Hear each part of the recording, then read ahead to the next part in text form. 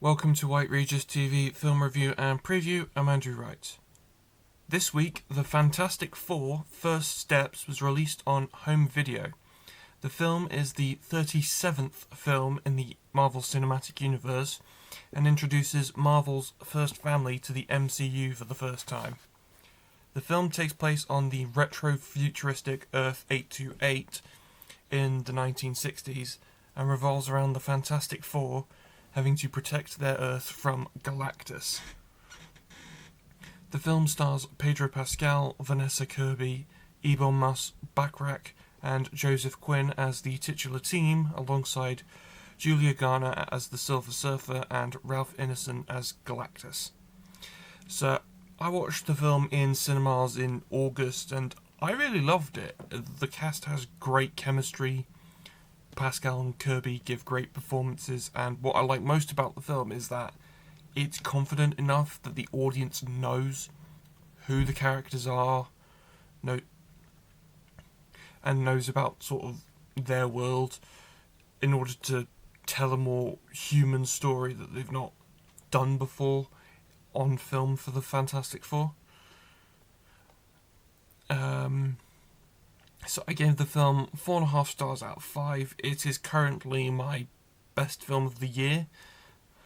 Here, so The Fantastic Four: First Steps is on home video now.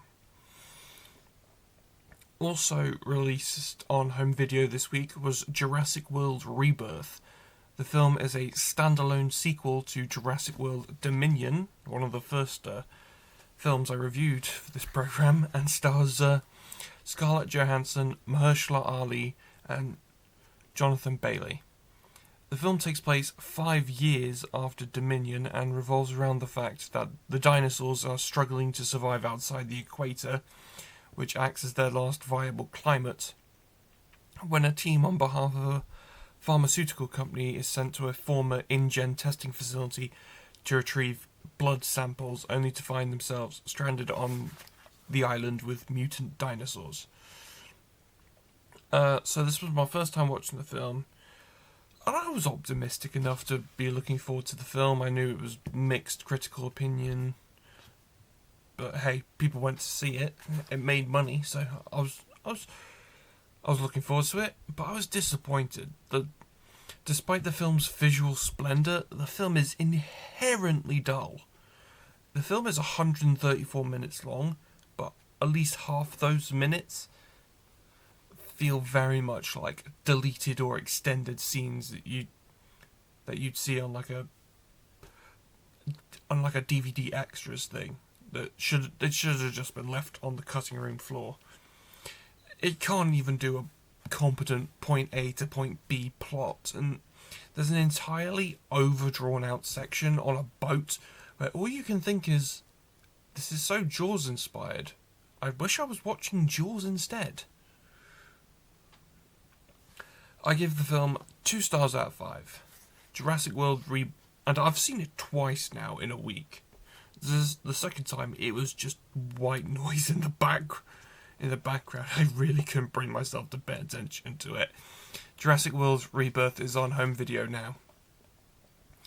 Releasing in cinemas this weekend is Springsteen: Deliver Me From Nowhere.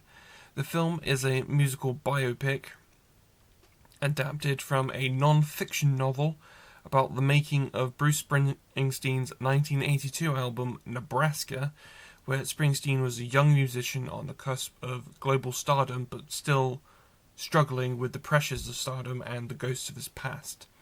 The film stars Jeremy Allen White as Springsteen, with Jeremy Strong playing his manager, Paul Walter Hauser playing his engineer, and Stephen Graham playing his father.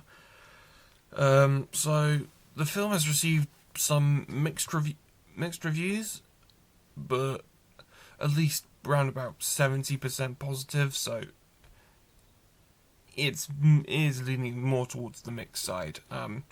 Springsteen: Deliver Me From Nowhere is in cinemas now. Also releasing in UK cinemas this weekend is the anime film Chainsaw Man the Movie: Reze Arc. The film is a direct sequel to the first season of the television anime Chainsaw Man that aired in 2022.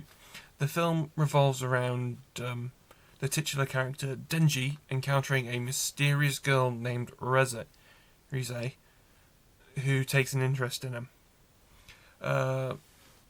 So I realised from that it's not very descriptive about what it's about. It's sort of like a supernatural action horror thing.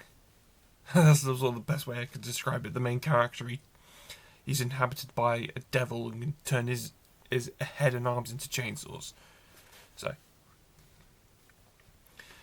the film stars Kikunosuke Toya, Fairoz Ai, Tomori Kusunoki and Shogo Sakata reprising their roles from the TV anime and are joined by Reina Ueda as Rize.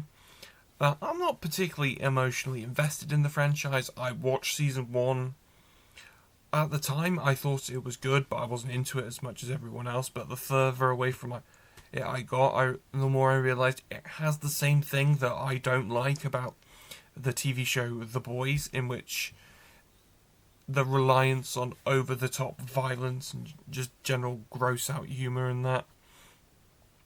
But Chainsaw Man is has been one of the most popular anime in recent years. It's one of those quintessential animes that you got to watch because it's popular for no apparent reason. So Chainsaw Man Rize Arc is now in cinemas. That's all I have for this week, but be sure to check back next week where I'll be reviewing A House of Dynamite and Superman. See you next time.